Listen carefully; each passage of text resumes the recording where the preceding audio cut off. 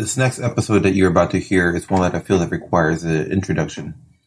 This was originally recorded on April 28th, 2022, almost a year ago. I've been asked by several people about how come I don't record with my wife, Kara. And the truth is I actually have recorded with her. She was the second person I ever recorded with. It was important to me to be able to record with her. She obviously is a huge part of my life and is just my partner in this journey that we've been going through. This recording is one that's very consistent with the nature of this podcast or project, as I refer to it, in which it is very real or very vulnerable. And the reason I'm putting it forth is because I feel that the content is good. I feel that this could be encouraging and helpful for someone because it comes from a very sad season for our lives. Unfortunately, this being my second recording, I actually made a pretty significant technical error and somehow did not have her microphone on. So unfortunately, to be able to hear the audio, we had to amplify the sound on my microphone whenever she speaks. Although this does allow us to be able to hear her speak, it then creates me having this heavy, deep breathing, Darth Vader type, creepy sound in the background. So I've decided to hold on to this recording for quite a while as I wanted to hopefully put something out there with a little better sound quality. And then maybe after I've earned the trust or the respect, I guess, of the audience, then put this out there. My intention was always to be able to publish this as I feel that the power of God manifests when we share our weaknesses, when we share our bad days. And this was a very difficult recording for us to make because of the season that we were in, right in the middle of it. So I'm putting this out there. I do ask for your grace as you listen to this, as the sound quality is affected because all the audio for Kara's conversation is being amplified by using the input through my microphone since hers was off. Again, you're going to hear me do some heavy breathing, scratching my face. It's really poor quality recording. But if you're able to somehow get past it, I believe that it's something that can be very encouraging and helpful for someone out there. So here it is. It being almost 1 year later from when this was recorded. After talking to Kara, we have decided that the next episode following this release will be a follow-up conversation almost a year later, just talking about where we are and how things are going. Again, the goal of this podcast is not to be about my life and just what's happening, but I feel that being true to the project is also including being vulnerable myself and sharing what's happened and what is happening and what God is doing in our lives. So as always, God bless you and thank you for listening.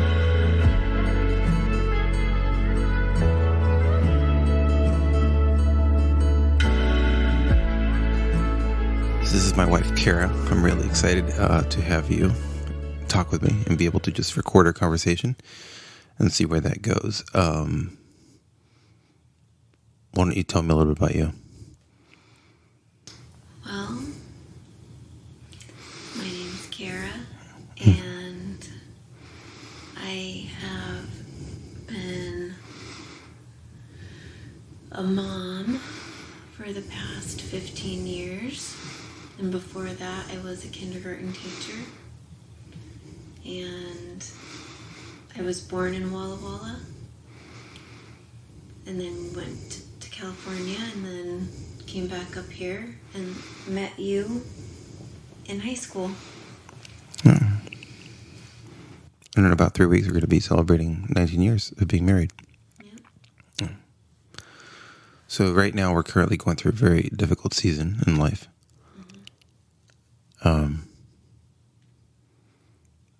And so we're going to talk about it, and it'll be difficult and painful, but I think that maybe God can use our pain to be able to reach others and just talk about where we are.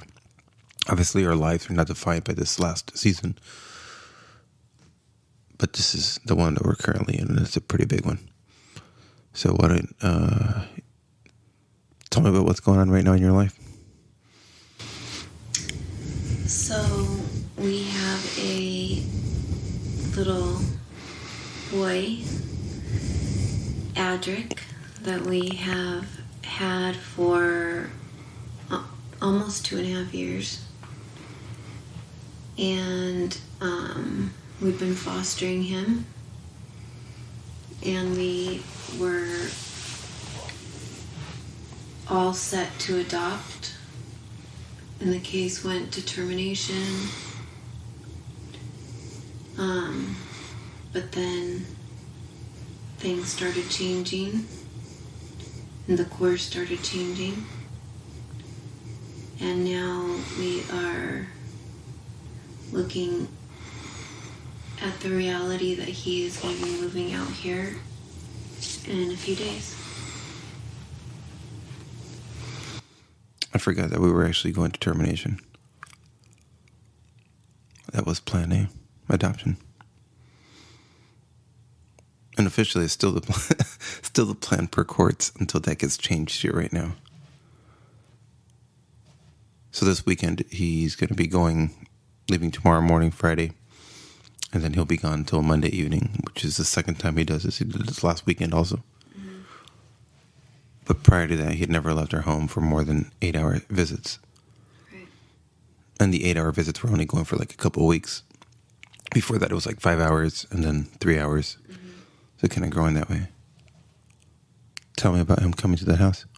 So, in December of 2019, actually, no, November of 2019, we got a call. We were currently fostering another little boy at the time. And we were in the process of him transitioning out the day before Thanksgiving.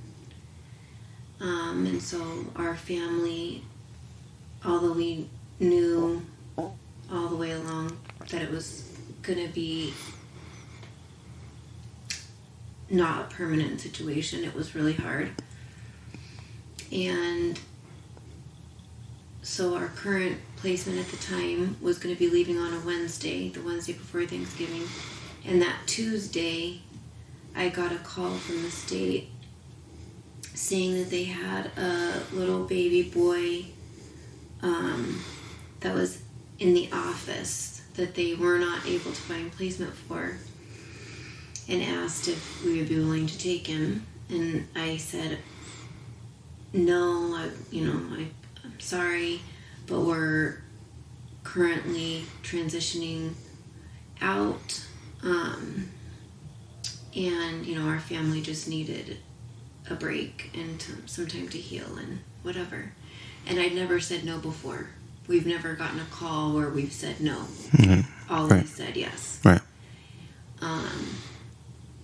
And so that was that. We had Thanksgiving.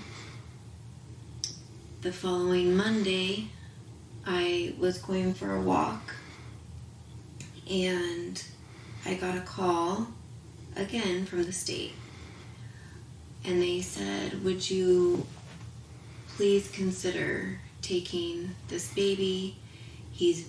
Now we've had to staff him, and he's been basically like in the office with staff members 24/7 because we can't find a placement for him. And we just really need help. Can you, please just take him? And I, again, was like, no, we just said goodbye to this other little boy. We can't do it right now. I said, let me talk to my husband, but we're not going to be able to do this, I'm sure.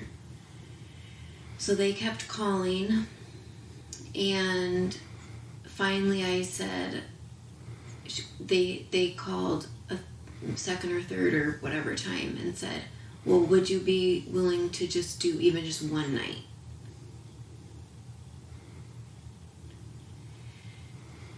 And so then I was like, okay, if they keep calling, something's going on here. Maybe God's trying to get my attention, and he's wanting us to say yes, because this is not normally how it is.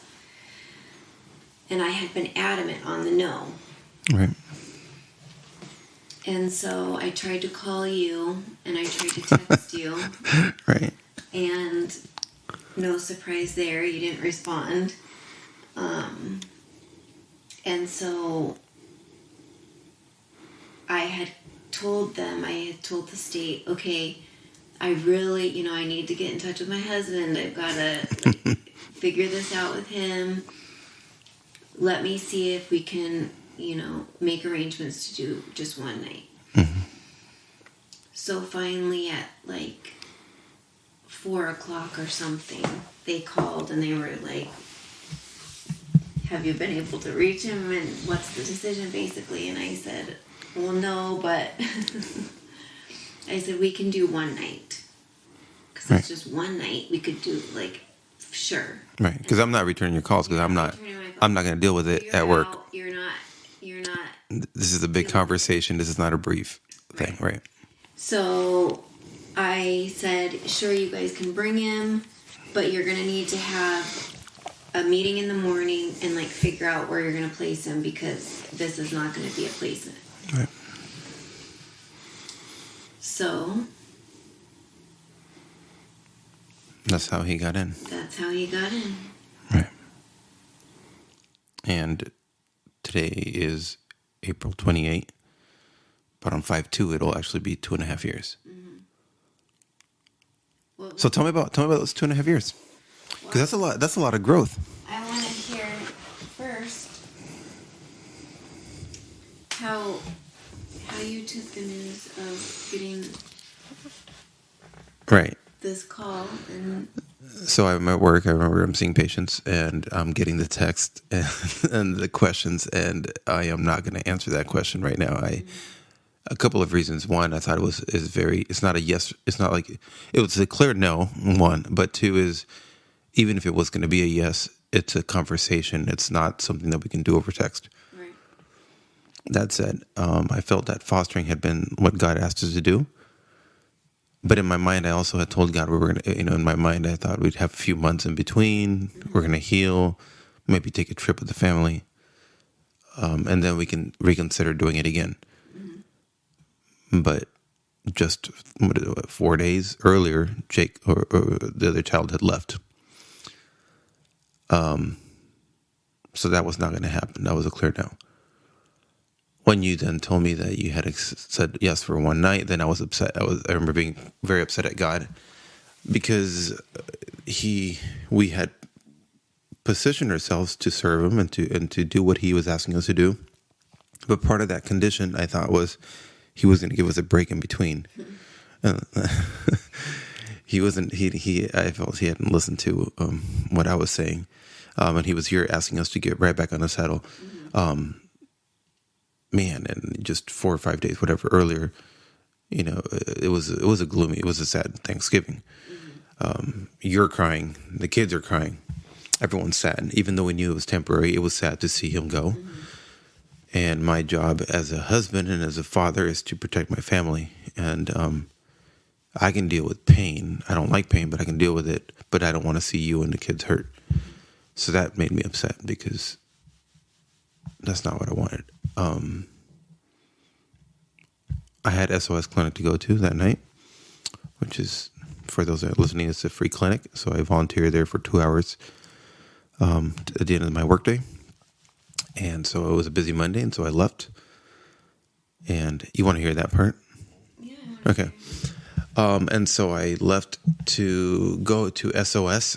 It was a very busy Monday, but had to run out to go then add 2 extra hours to my day to volunteer, which is a blessing and it's something that my heart is into, but it was a long day. Mm-hmm. And then on top of that, then there's this whole, my wife just accepted this baby into our house. So I really wasn't happy with that. But I remember driving down the road, and I know exactly where I was when I started having a conversation with God.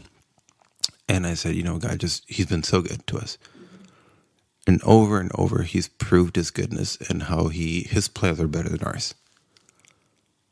And I remember asking him and said, help me get on board. If this is what you want me to do, then let me get on board. I'm not happy about it, but I know that your way's better than mine. So let me get on board. So that was a very sincere prayer there. But then I thought, okay, well, I'm gonna fleece him, and I'm gonna say, okay, God, if I get to SOS Clinic, and they say that we don't need you to volunteer, that we already have 2 doctors here, why don't you go home, be with your family? Then I know God's wanting me to do this. Now, I had emailed them the week before and said I was coming to SOS, so they knew I was coming. And it's a free volunteer clinic, so it's not like they're having providers in abundance. So I knew I was stacking the odds in my favor of this is not going to happen. I'm going to go there. I'm going to do my 2-hour shift and then go home. And of course, by now, you know that I get there, and the first thing they say is, "Why are you here?" And I said, "Well, I'm doing tonight." He said, "No, we already have 2 doctors here. We don't need you. Why don't you just go home and be with your family?" Like literally what I had said. And I'm like, I'm making shock. And I said, "Well, I emailed." And they're like, "Oh no, I'm sorry, we didn't get any email." And at that point, then I just smile, because what can I do? I played a game with God, and God decided to humor me and give me an answer. Right. But then I was smiling. I remember walking to the car. Now I can't be upset anymore. I'm smiling because I did, my prayer was sincere. And I said, he knows more than I do, and he knows the future. So if that's what he wants us to do, then all right, let's do it. I want to get emotional now because I think about where we are right now. So I got home, and I remember seeing him for the first time, and I don't know, I feel like I had probably some kind of goofy grin on my face, just because it's like, touche, God. Mm-hmm. All right, you got me. Let's do it. Yeah. Let's do it. And in 4 days, 4 or 5 days, it'll be 2.5 years from that day. Mm-hmm. And in 6 days, he's leaving. Unless something happens, he's supposed to just move out and be done. He was 8 months old when we got him. That's a lot of life. That's a lot of life. And now I feel we both can't imagine life without him. We recognize it's a very good likelihood that that's probably what's going to happen. I'm still holding out that maybe God will intervene in some way. Mm-hmm. But trying to hold out that maybe he has a bigger plan that I'm not seeing. Tell me about you. Because it was January, right? I think it was January last year when they changed the plan to adoption. Yes. Right? So it's been over a year now. Yeah. With January of 2021. Right. January 2021, they changed it to adoption. Right. So we were fully anticipating. There had been minimal engagement up to that point. Minimal engagement. We were just all in. We felt like I had several distinct moments with God where I very much felt like he was speaking and clearly like giving us this baby, and that it was going to be forever. Yeah. And there's no doubt he put him in our house. Right. But it felt like this was a forever. This is not a temporary thing. It definitely. Unlike our prior experience where we kind of felt it was supposed to be a fostering experience. Mm-hmm. This one felt like, no, God's wanting us to. Mm-hmm. This is going to go to adoption. He's wanting us to do that. Mm-hmm. And of course, you're a stay-at-home mom. Right. So the last 2.5 years, you've been together essentially all the time except for when he's on a visit, which has only started really in the last probably 8 months. Yeah. Something like that, maybe a little longer. Yeah, it's going to be a real culture shock or whatever. Like, I don't know what I'm going to do. I mean, my kind of like who I am and what I do for a living is be a mom. And so I don't have any kids at home anymore.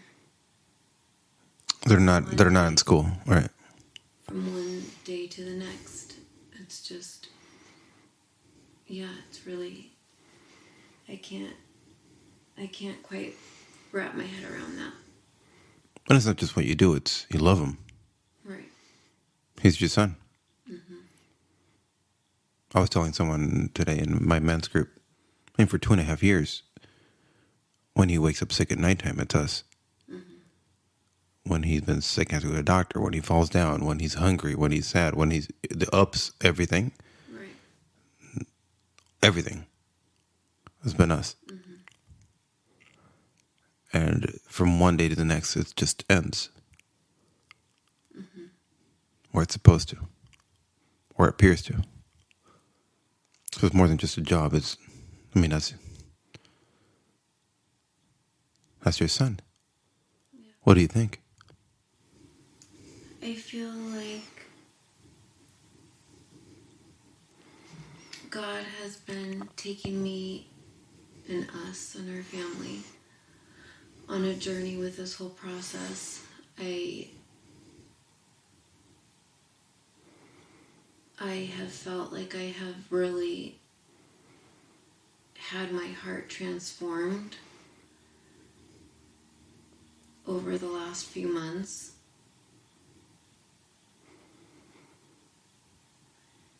We knew things were starting to turn in September. Right. August, September, we were told things were looking like there was a lot more engagement. Visits were going to start increasing. We were not going to go to termination if this was continuing on with this involvement here. And I remember then freaking out and just like, oh my goodness, is this even possible that we're going to lose him? Mm-hmm.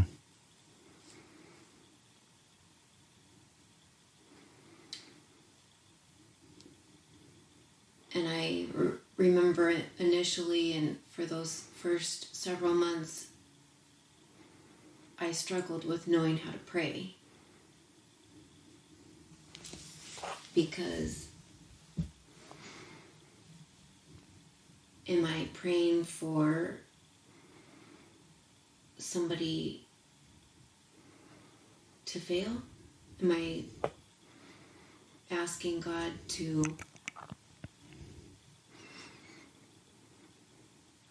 do what?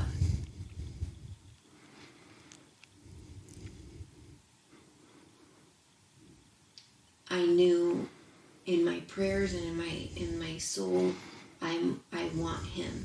I want to keep him. I don't want to give him up. I don't want to see him walk out the door.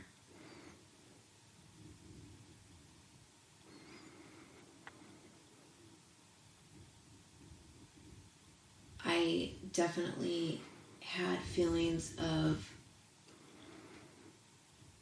anger and frustration and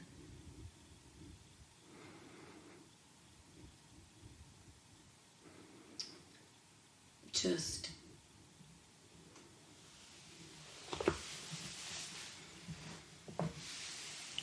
not knowing, having a hard time reconciling in my mind this person that hadn't had really a relationship with him was now suddenly gonna engage, and the potential to get him back was there. And I think that was really the first time that we'd ever even thought that it was a possibility. And so those were really hard months.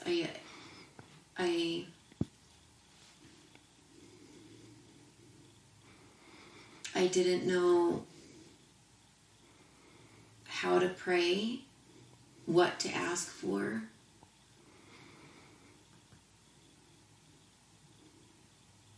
I was angry at this system that in my mind seemed very flawed. Mm-hmm.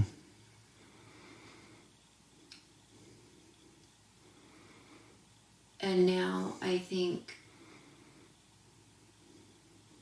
as time has progressed, I have seen God working on my spirit and my heart and changing it in a way that I never saw coming and didn't even know was possible. And so that's been just crazy to... It's about 8 months since September. Right. So what's your prayer now? So my prayer now is for Adric and for his birth mom and for the family that they have in their home, for the chains that have held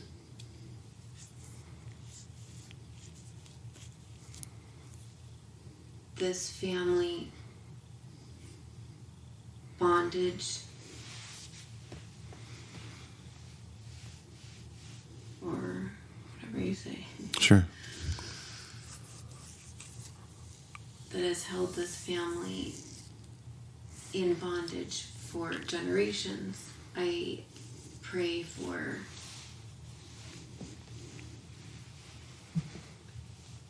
those chains to be broken, for healing to happen, for them to meet Jesus, have salvation. So to quote one of our favorite social workers, that's a very big girl prayer. That's a painful prayer. It's a very painful prayer. It is really painful. Uh-huh. Thinking back to what it was, my prayers were at the beginning of that period, where it's like, I don't want to pray for somebody to fail, but I kind of do. I mean, like, right. I want you, God, to intervene and do something here, right, so that this baby can stay here. Yeah. And in order for that to happen, this mom is going to have to not pull this off. Right. I remember saying tongue-in-cheek, I would say, I want her to meet God, but maybe about 2 months after we finish the adoption. Right. Then save her. Right. But not before. Let us adopt him first. Right. So somehow along the line, as I am desperately praying that we keep him, that we adopt him, that God just gives us this baby, that I felt so fully sure in my soul that God gave us. Right, yeah. Somehow along the way, I started to hear God speak to me and say things like, for example, if I was praying, which I would often do and still do, pray for Adric's protection and for his well-being and his salvation and his life and all these different things, I started hearing God say, want that for her too. It's not just Adric's life that I'm wanting. That's a big thing we've been talking a lot about lately, and not to sound all whatever, but it is a very sacrificial prayer. It's at a big pain and stake at what you have to, quote, lose. One of the things I've heard you talk a lot about lately is trying to focus on kingdom and heaven and salvation and not just him. But bigger picture. Right. But that's a real test of faith. Because it's definitely not the easy prayer, and it's not the painless prayer. And it's a journey to get there. How you do that? It's not me, it's God.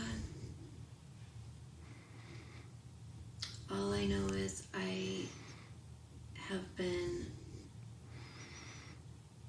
fully and completely surrendering.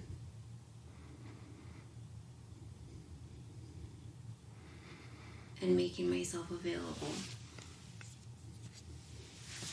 and willing to say yes to whatever he's asking me to do. Right.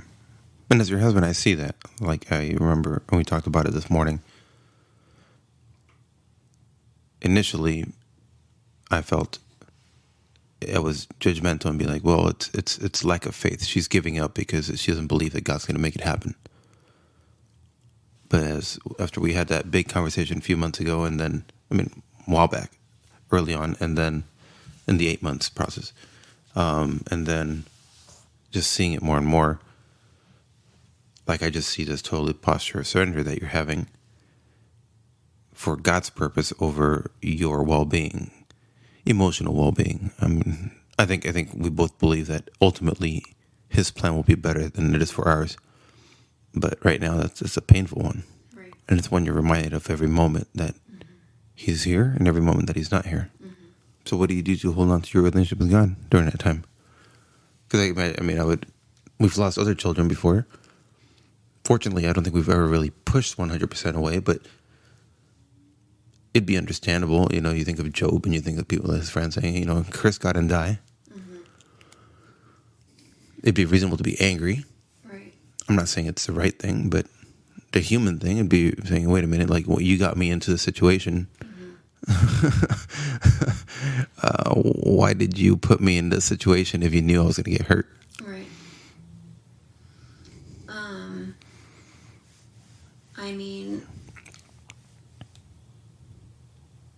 Yeah, I definitely, this time around, my walk with God is in a way different place than it has ever been before. So that has been a lifeline. How's that? How's it different? With all of the prior kids that we have had to say goodbye to, I have always had a love for God, always had a desire to have an intimate relationship with Him, but never really knew how to get there. I would say that over the last few years,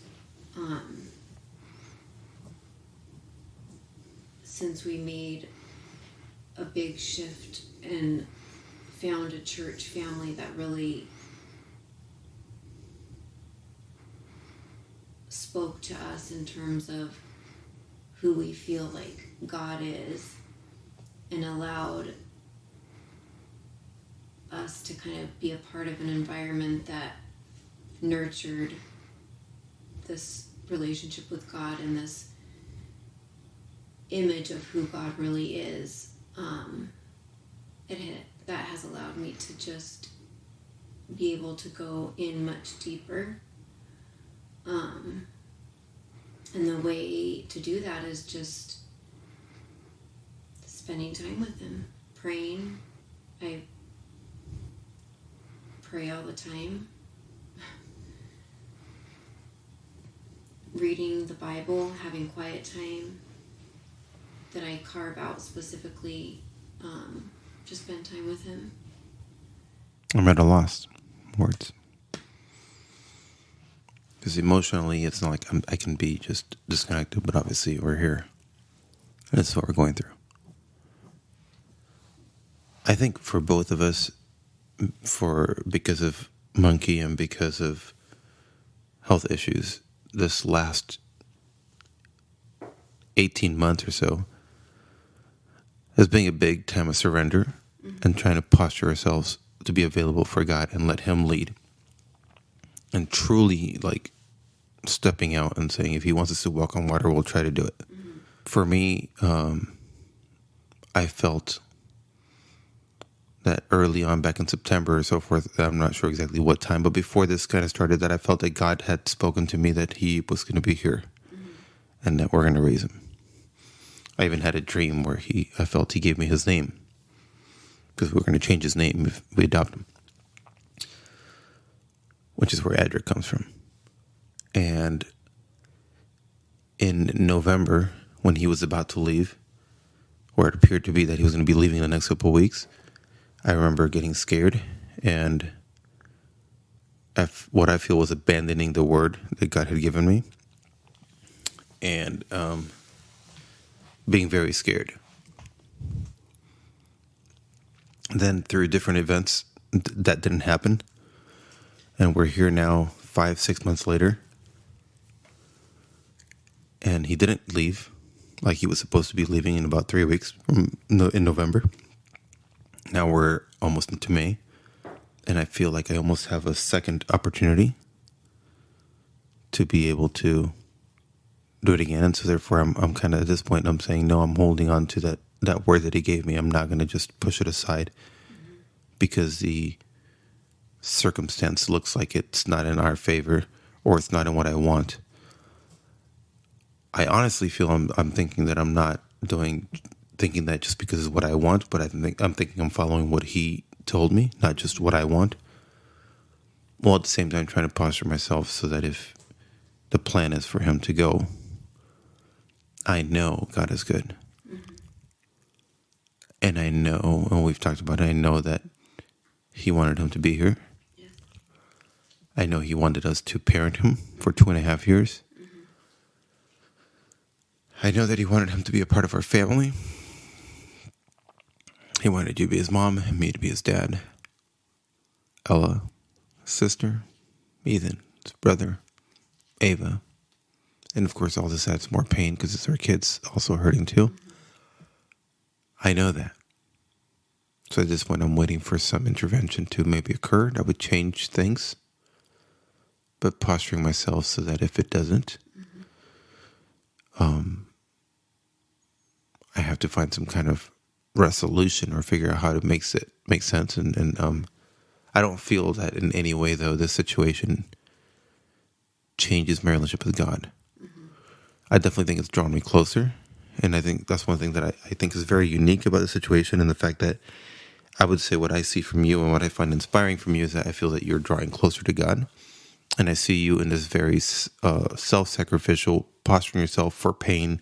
I hear you being on phone calls with her with my mom, for about 45 minutes about just basic parenting, coaching stuff that should be standard, and packing things and helping out and the food and just wanting to, like, genuinely investing in, if this is how it's going to be, then helping that be successful. My experience is totally different, but in many ways I feel like we both have been able to draw closer to God. So I'm not concerned about, like, I'm going to be mad at God. There's going to be a pulling apart from him. I know that he's good and he will continue to be good, and he's always been good, and that's not going to change. But if it leaves, doesn't mean it's not going to hurt. And I try not to think about that part, because I try to say, no, he's God's going to do something and it's going to change, just like it changed in November. But You have to plan things. I took 3 days off work next week so that I can be off on the day that he leaves permanently, so I can be with you and the kids and we can all mourn. I would love to have 3 days off work where I don't have to mourn. That's what, if anybody asks me what I want and what to do, that's what I would want. But I'm also humbled that God would choose us to do this.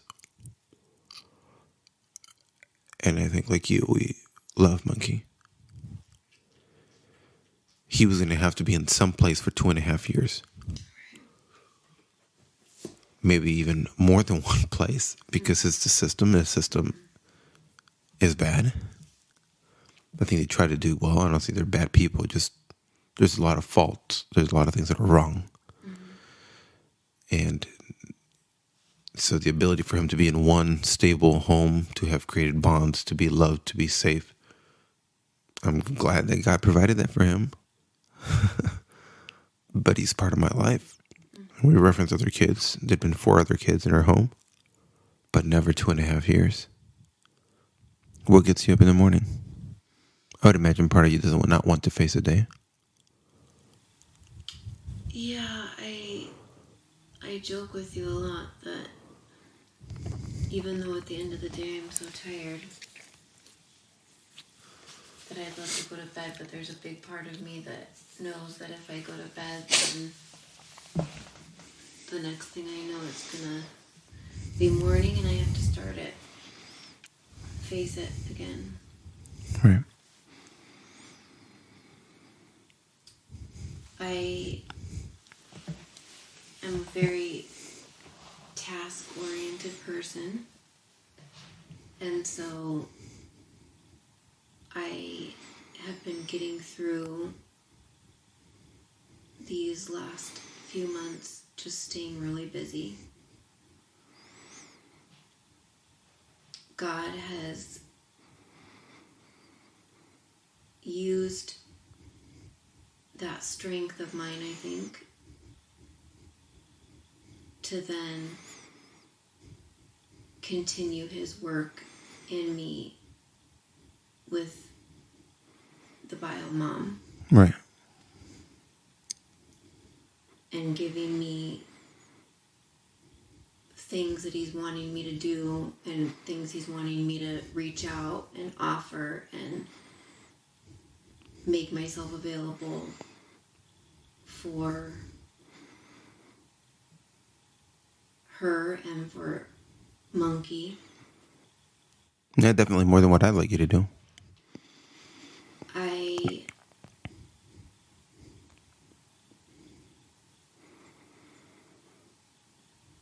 He's my baby. So if there's anything that I can do, even if it's a moment or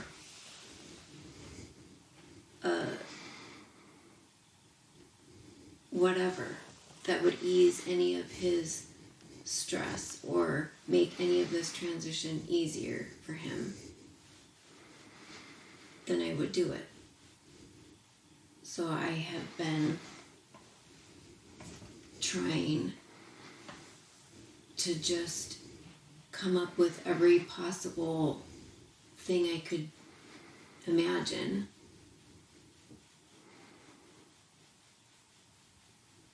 Buying her all of his favorite foods so that when he has a meal there, he recognizes, oh yeah, well this is the same kind of bread I have at my own house, and this is the same kind of snack stuff, and this is the same cereal. And what's been amazing to me though is how God has taken that and then also started changing my heart even towards her.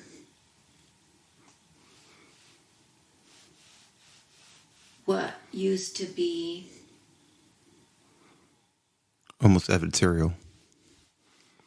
Like you were opposing teams, maybe? No. Or, yes. Adversarial. Sorry, I didn't. Yes. Yeah. It used to definitely be. We're on opposing teams here. It's you against us. I now feel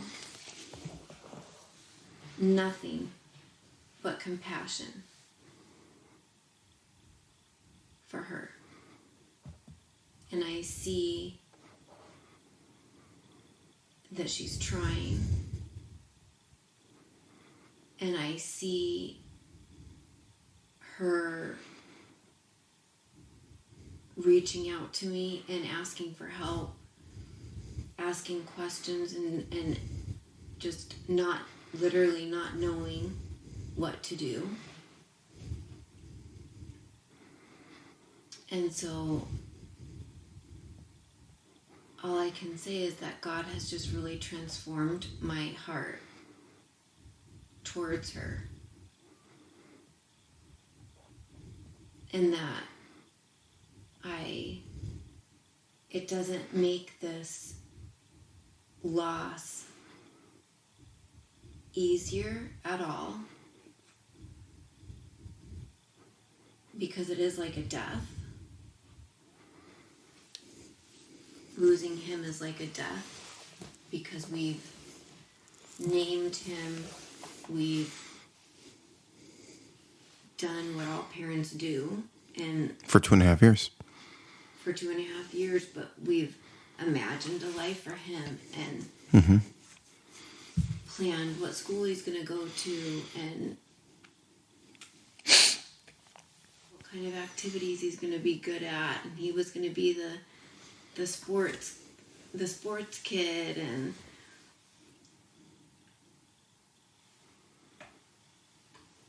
so it's like a death that we have to say goodbye to him. But that is if we are looking at it in terms of this life.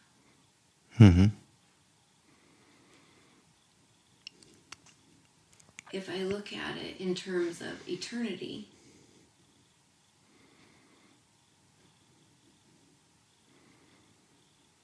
then maybe it's not forever, and maybe it's not goodbye permanently. And so that's why my prayers have changed, and my stance and my posture has changed, because now it's not just about, obviously if I could be his mom forever in this life, and that's what I want. Yes, that's what I want. But if that's not what happens, then I would love nothing more than to have him in heaven.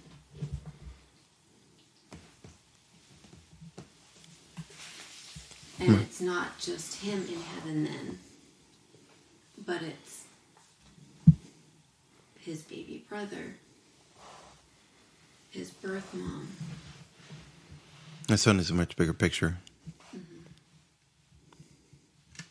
And maybe the plan's a lot bigger than we had imagined. And it's talking about eternity and salvation. And not just the immediate right now and the next 20, 30, 40 years. Right. Seems like that's a good place to get at. Like a year or two afterward. Pretty deep place to be at, right in the middle of it. And I'm not, like, I just want to make sure that, like, I'm not trying to have this conversation because it's about, here's what we're doing and here's what's going on and here's all the great things, whatever. It's not about that. I just think that there is an opportunity for us to share in the middle of our pain in this very intimate and disturbing pain that we're going through. And what God is doing, my whole thought about the walk was the ups and the downs. This feels like a down. the interesting part is I can see an up in it, but it definitely it's not, it's a down. It feels like a down. And for me, I know there's fears and doubt.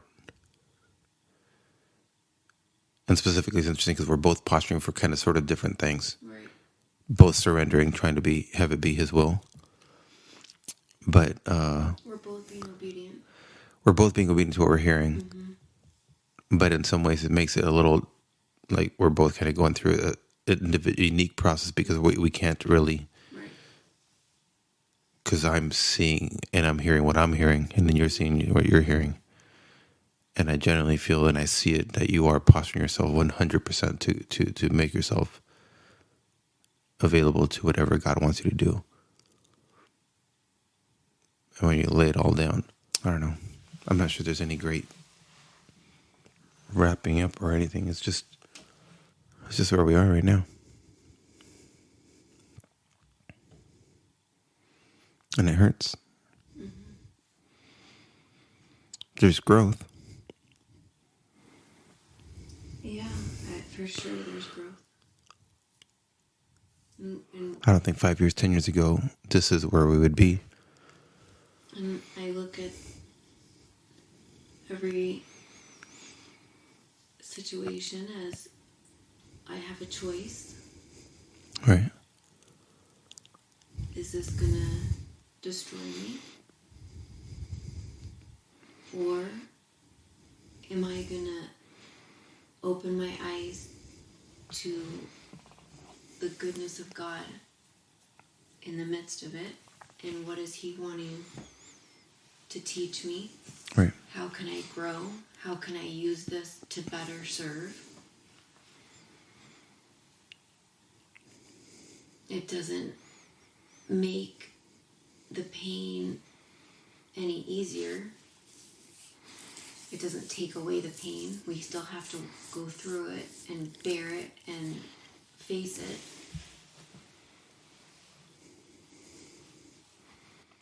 So when it comes to you, what are you asking Him for right now? You talked about you pray for Monkey and Bio Mom and okay, but for you? For me, I pray for the strength, the comfort, the peace, the clarity, the compassion to be able to do this every day. To go through it, yeah. Do you think you get it? Most days, yeah. Yeah, that's right. That's right. Most days I do. And the days that I don't, it's on me because it's days that I haven't plugged in enough with God. Right. Because it's never that He doesn't supply enough. It's that I'm not doing my part in the relationship. Searching, yeah.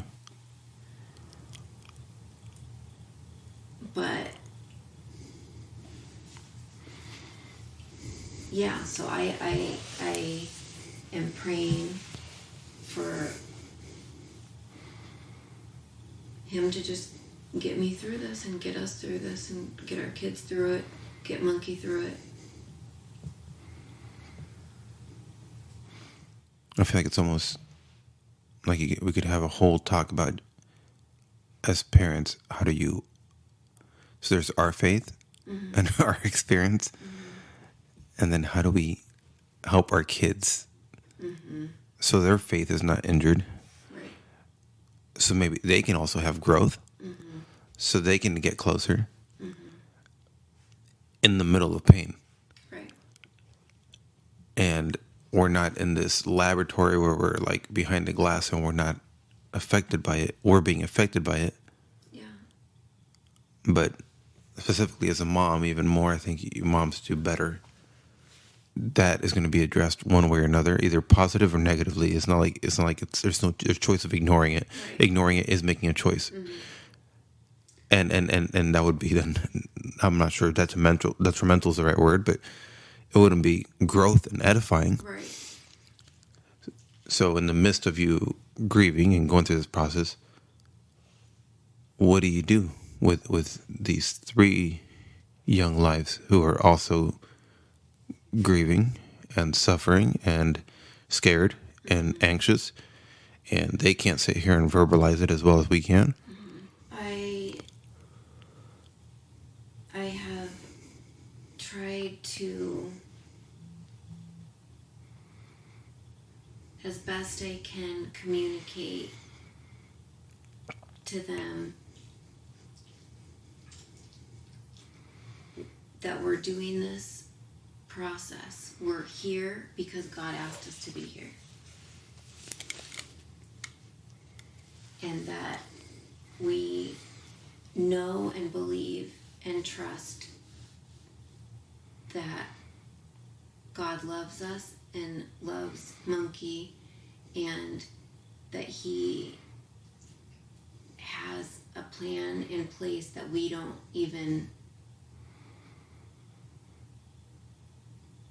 couldn't even imagine or dream about. Mm-hmm. And that faith sometimes is asking us to do the hard things, and being obedient to God is,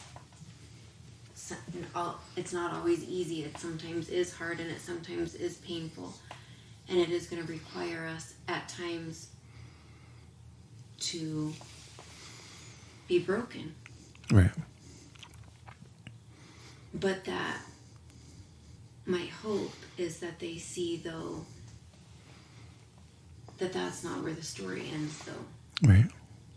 Is with the brokenness, but that they can see beyond to then the fruits that come from the obedience and from the posturing and the surrendering. Right.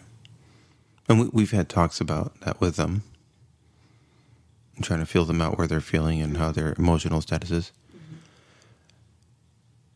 And that's good. I think it's important to help them process and try to figure out where they're going for, and let them do it their own way. But it is also that immense lesson of how did mom and dad handle adversity? Right. And we can't fake that talk. You have to walk the walk, and that's what they're seeing, whether it's real or not. Mm-hmm. When they're scared, when they're anxious, when they're worried, when they're hurting, do you and I, do we turn to God? Do we throw it away? Mm-hmm. How do we deal with it?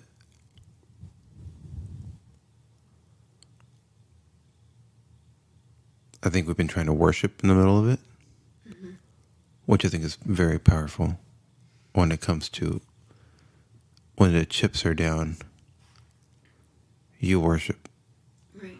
The more you don't want to, the more you do, the harder you do, because I think there's a real breakthrough power when you're able to worship and praise God, for He is good in the middle of when it really sucks. Right.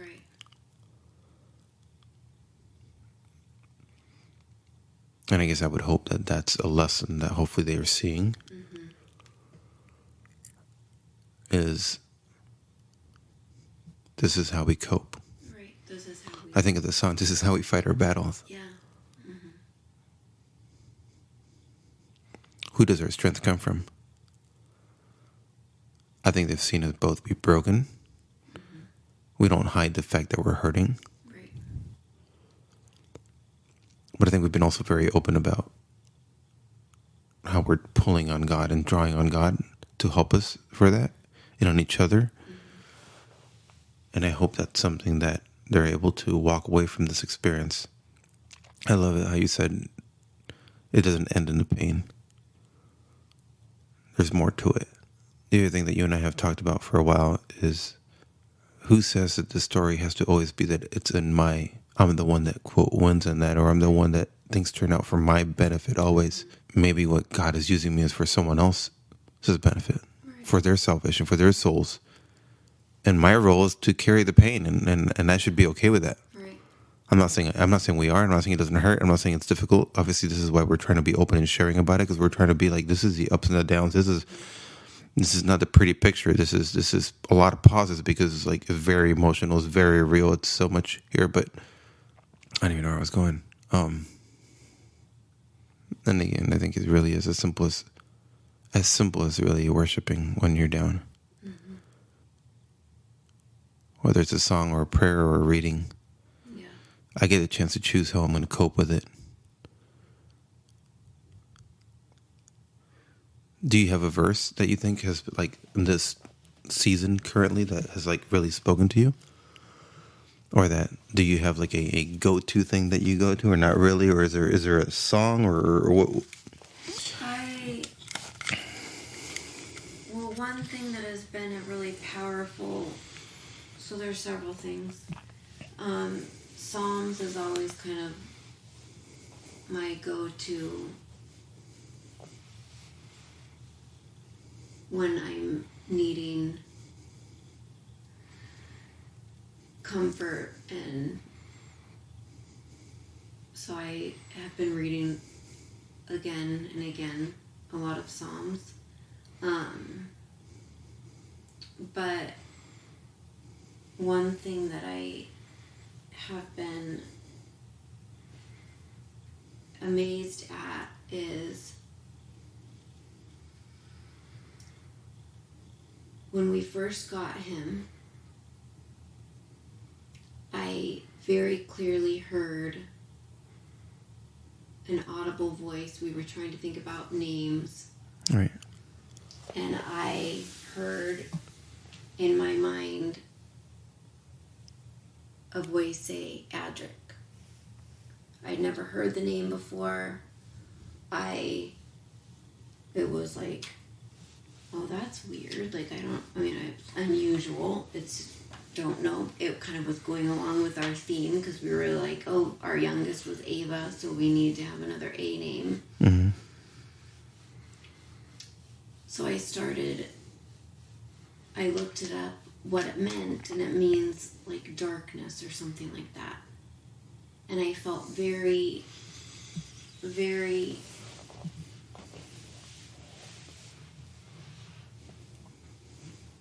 like, wow, he's wanting us to name him something that means darkness, like out of darkness. So I found a verse. Now this is like 2 years ago. And I call it Adric's verse. It's highlighted in the Bible. I didn't know that. Uh-huh. It's 2 Corinthians 4:6. The God who said, out of darkness the light shall shine, is the same God who made his light shine in our hearts to bring us to the knowledge of God's glory shining in the face of Christ.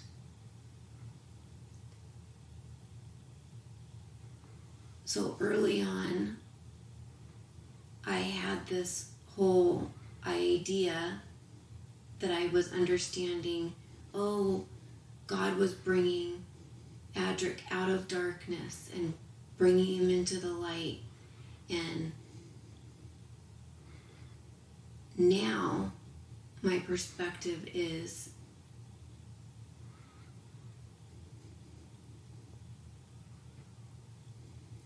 I believe that God named him Adric just like Jacob was named, he renamed Jacob Israel. Mm-hmm. And I think that he has anointed Adric to bring his family out of the darkness. Amen. Wow. And into the light. Wow. That's powerful. That's a lot bigger than we had imagined. And so that shift of my perspective has gone from tunnel vision to kingdom vision. And then it's just so powerful.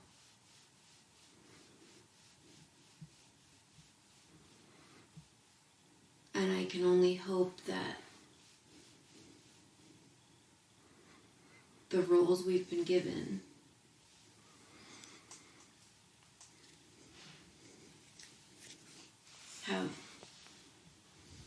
that we have done right by God. Our job. This process and done our job Right. well. Right. And that the seeds we have planted and the life that we have given him and shown him, that it does what God wants it to do.